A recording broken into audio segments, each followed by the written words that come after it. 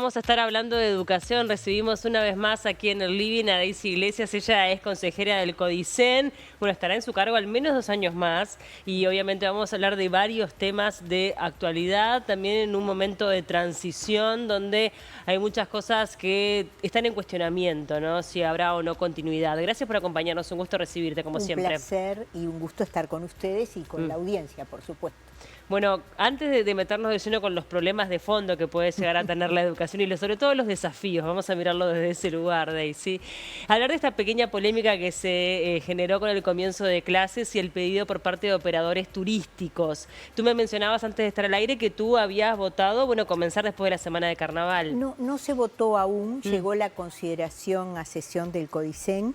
CODICEN mantuvo el calendario original, pero algunos dimos posición y en realidad nos parecía que no modificaba sustancialmente la situación. Es más, en un momento se preguntó a algún director general si creía que 8 horas más en el año iban a modificar situaciones.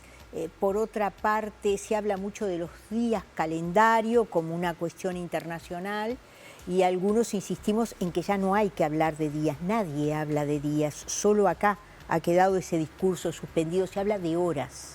¿Cuántas horas anuales hay? Y yo había mandado pedir, y lo tengo a estudio ahora para cuando regrese internacionalmente, cuántas eran las horas en Francia, en España, en Reino Unido, en varios estados de Estados Unidos. Y debo decirles que Uruguay no está atrás en las horas. Está muy bien posicionado internacionalmente en las horas curso anuales y que en muchos países las horas curso son horas de 40 minutos, cuando acá son de 60 en el caso de la primaria, y en muchos lugares son cursos de lo que se llama 4 horas diarias. Por lo tanto, hay que desmitificar ciertos temas. Se hacen a veces prédicas demasiado importantes en algún aspecto que es dudoso que pedagógicamente tengan en el contexto internacional la misma relevancia que le dan algunos transmisores locales.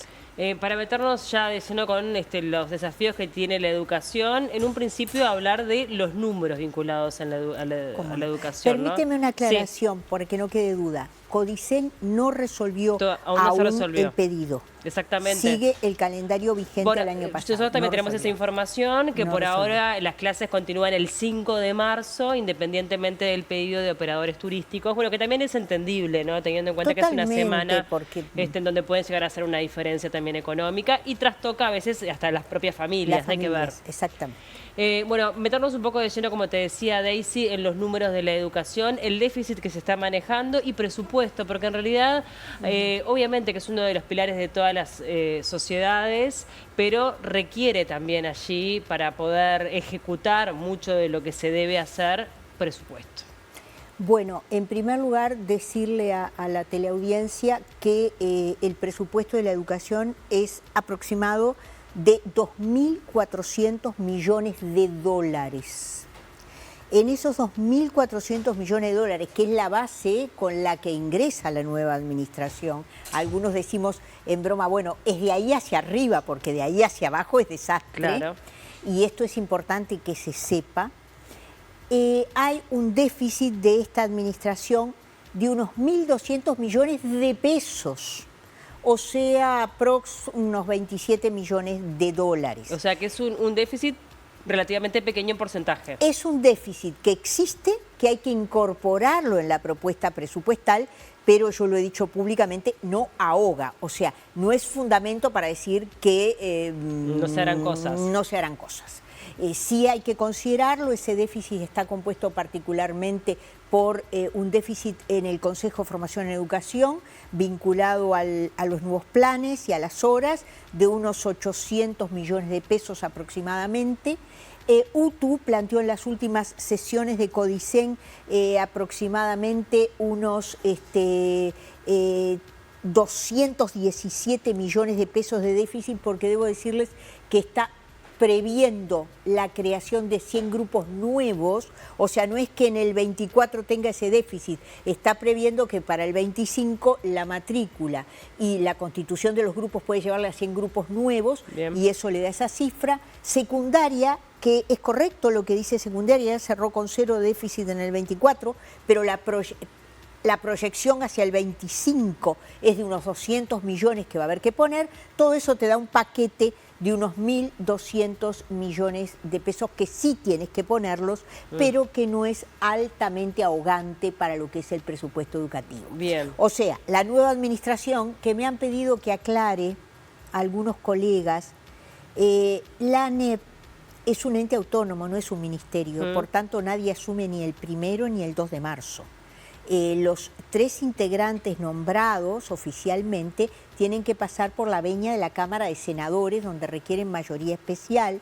Debe ir fundado. No se olviden que por la ley de urgente consideración, el Ministerio de Educación y Cultura, en conjunto con estos 3 posibles designados oficialmente, deben presentar un plan de intención educativa. Estimamos que todo esto lleve marzo, lleve una parte de abril, así que no hay en ANEP nuevas autoridades. Hasta abril, más o menos. Hasta abril, yo diría que sobre la segunda o tercera semana de abril serían por ahí los límites, y debe presentar el mensaje presupuestal a agosto, pero previamente debe elaborar con el Ministerio el Plan Nacional de Educación. Antes de meternos un poco de lleno en cuáles, a tu entender, bueno, los puntos más débiles en donde obviamente se debe trabajar, de repente vinculado, qué sé yo, con la educación inicial o con la educación media, también en la formación, hablar de, bueno, el bastión de lo que fue la administración actual, que es la reforma educativa, con todo lo que implica, ¿no? La reforma educativa, que sabemos que es una reforma que no puede llegar a ejecutarse al 100% en un único periodo de gobierno. ¿Qué pasará? ¿Continuará la reforma educativa también teniendo en cuenta de que es el Frente Amplio quien va a asumir? Bueno, decirte, en lo que me es personal, todos conocen que no he tenido una posición favorable a la transformación educativa, que además enloqueció a los docentes con los criterios de planificación, porque nadie tenía claro, y esto me hago cargo de lo que digo, no había una claridad en cuanto a cómo planificar con esto, y bueno, y la gente sufrió muchísimo. Es una de las grandes demandas, bajar ese nivel de exigencia en planificación, que no es porque los docentes no planifiquen, lo hacen siempre, es porque este marasmo de cambios de criterio provocó un tsunami. Yo no veo que deba, fíjate qué verbo uso, que deba continuar como está, por varias causales. En primer lugar, ha eliminado las repeticiones, que no eran un factor fundamental, porque en realidad es un porcentaje bajo el que repite, pero las eliminó de hecho en distintos ciclos de primaria, y no se soluciona el problema de qué haces tú en el segundo año. O sea, tú pasas del primero al segundo automático, del tercero al cuarto automático, del quinto al sexto automático. ¿Qué haces en el segundo, en el quinto? Perdón, en el cuarto y en el sexto, si el estudiante no aprendió los programas correspondientes, porque los programas siguen siendo diferentes. Por otra parte, hay una flexibilización también en secundaria, hay un problema con las disciplinas y sus lógicas de contenido, pero en todo esto, una cosa para la audiencia y para quienes sean docentes también, en el 25 no va a haber cambios. ¿Por qué? Por una razón muy objetiva. Las nuevas autoridades estarán asumiendo cuando ya está iniciado el ciclo escolar y liceal. No, claro, y además hay un periodo de adaptación que todavía recién, el año pasado, claro, la gente empezó como a acomodarse, también me imagino hasta los propios docentes, ¿no? Con todo lo que ha implicado esta transformación. Como para que ahora haya otro cambio más. En lo metodológico no habría problema, porque yo he insistido muchas veces que lo metodológico es idéntico. En Uruguay los movimientos de escuela activa iniciaron en el siglo pasado. Sí, sí. Entonces en lo metodológico no se hizo mucho hincapié a veces en el discurso oficial, en lo metodológico, no, eso no era así. El tema está en la articulación de disciplinas y competencias. Ese es el problema. Eso. ¿Qué niveles para las disciplinas? ¿Qué es lo que queda librado a talleres? Y en la lógica de los contenidos, que es un tema bastante delicado en didáctica, que es más bien para especialistas. O sea, no es cualquier contenido según lo precise sino que los contenidos deben enseñarse en una secuencia lógica de articulación entre ellos. Por ahí pasan los grandes debates. La nueva administración había tenido, ya la administración Frente Amplio, ¿verdad? Había tenido en el periodo último una iniciativa de generar un marco curricular donde ya aparecía cierta lógica competencial, pero no la competencial pura y no esta desarticulación que tenemos. ¿Tú sabes cuántas competencias específicas se plantearon para los nenes de primaria? 368. Aquello es como, no es imaginable el diseño que se ha hecho. Ese diseño debe ser revisado. Yo supongo que durante todo el 25 se va a revisar. Los mecanismos de flexibilización en las promociones ya estaban dados. En primaria existía una articulación muy buena, que era algún sistema condicional, todo eso se barrió y se sustituyó por el pasaje automático. Bueno, esas cuestiones tienen que hablarse técnicamente. No creo que se mantenga como está, ni en primaria, ni en secundaria, ni en formación docente, lo cual no supone que la gente empiece en una locura de que ahora va a cambiar todo. Hay un término que uno usa que me parece que es necesario, que es equilibrio, porque si no tú sometes al otro a un estrés donde no sabe dónde está parado. Tiene que tener certezas. La certeza que tiene es que en este año los diseños curriculares y programáticos son los que están, y que existirá un proceso de consulta a distintos niveles para la transformación, que tampoco será una reestructura total de inicio, sino que habrá una gradualidad, porque eso indica la lógica. Claro, no, y además también un poco lo que te comentaba, Daisy, uno no puede pretender en un único periodo de gobierno generar una transformación en la educación teniendo en cuenta que son pilares de la sociedad. O sea, estamos hablando de lo más grueso. Esto requiere un compromiso país, ¿no? Independientemente de los gobiernos de turno. Tú sabes que lo que dices tú es tal vez lo que los gestores perdieron de vista. No hago a la educación como yo quiera. Incluso con un conjunto de colegas yo puedo tener visiones distintas, puedo creer que hay que jerarquizar algo u otro.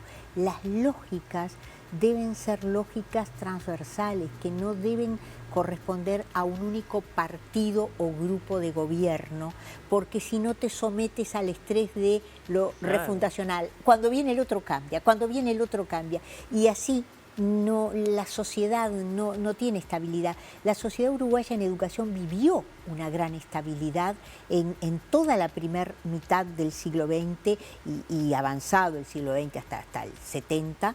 Vivió una estabilidad donde podía gobernar uno u otro, pero tú tenías la estabilidad de un sistema que algunos llamaban de calidad, usando el término calidad, que permitió a mucha gente, cuando vinieron épocas aciagas de la historia, que todos conocemos, en el 73, el golpe de Estado, el nivel cultural y formativo uruguayo les permitió vivir en otros países y ser reconocidos. Gente que de acá salía como docente de aula y llegaba a México y entraba en la universidad como docente. Claro, en eso creo que todos coincidimos, que hubo un momento, una época dorada, por decirlo de alguna forma, de la educación en nuestro país. Pero también es cierto que ha ido decayendo, ¿no? O sea, la realidad es que a nivel, como decíamos, inicial, educación media, si uno lo compara con la región, hasta a nivel de formación docente, ¿no? Te he escuchado también decir que falta cuidado ortográfico o de gramática por parte de algunos maestros. Sí, porque hay un tema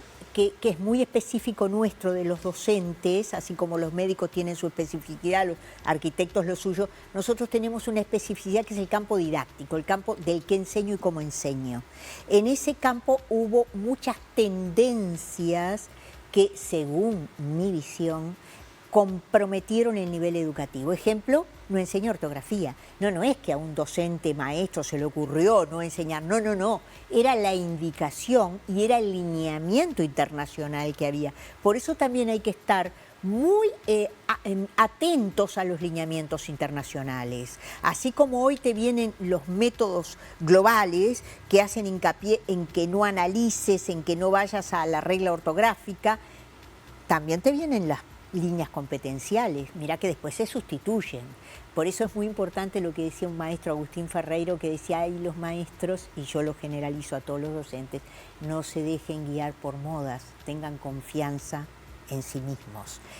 Eso que fue dicho en 1936 sigue vigente como un lineamiento. Y sí, nadie duda que la educación uruguaya necesita y necesitó cambios. Yo no lo pongo en duda, yo no digo volvamos a lo que era la década del 60, no estoy diciendo eso, pero estoy diciendo sí que hubo un momento como experiencia histórica donde en el país hubo estabilidad de línea educativa y allí hubo grandes personalidades. Voy a mencionar una, Clemente Estable, sí. El plan Clemente Estable de enseñanza de la ciencia, cuando yo te decía lo activo es del siglo XX, es una de las mejores metodologías de enseñanza de las ciencias y fue hecho en la primera mitad del siglo XX.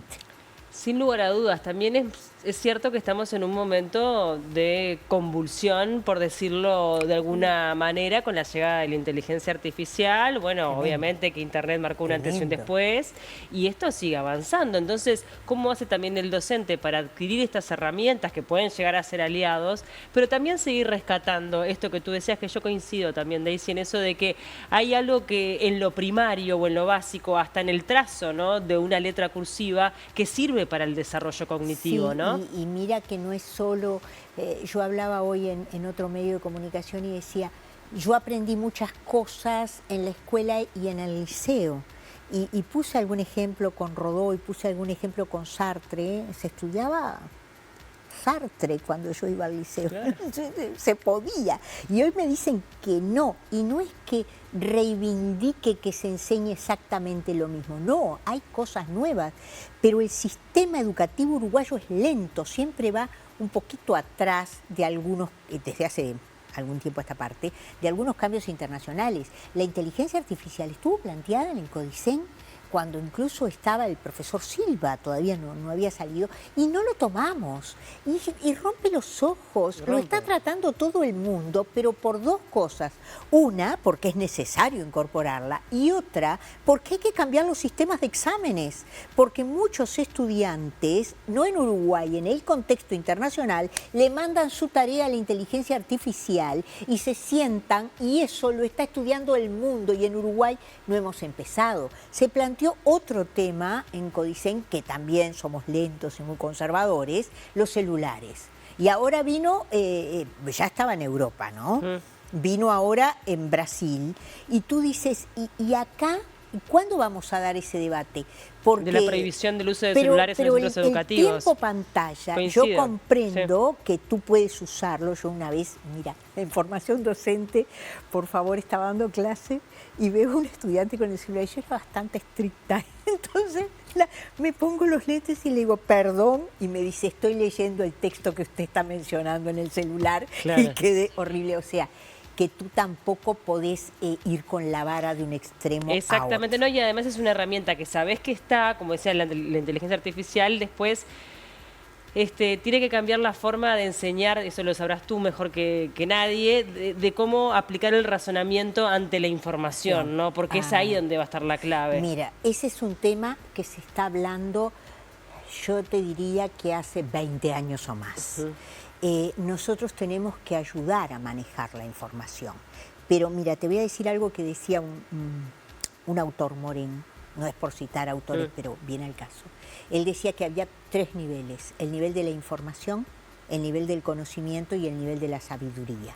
El nivel de la información es lo que tú recibes por este aparato o por tu computador.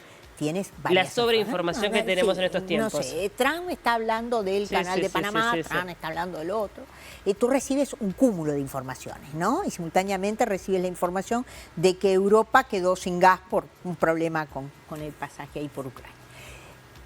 Eso es un nivel, y es un nivel muy primario, y es el nivel en el que están gran parte de nuestros jóvenes, porque tú me preguntabas hoy, ¿inicial o media? Media, sin lugar a duda.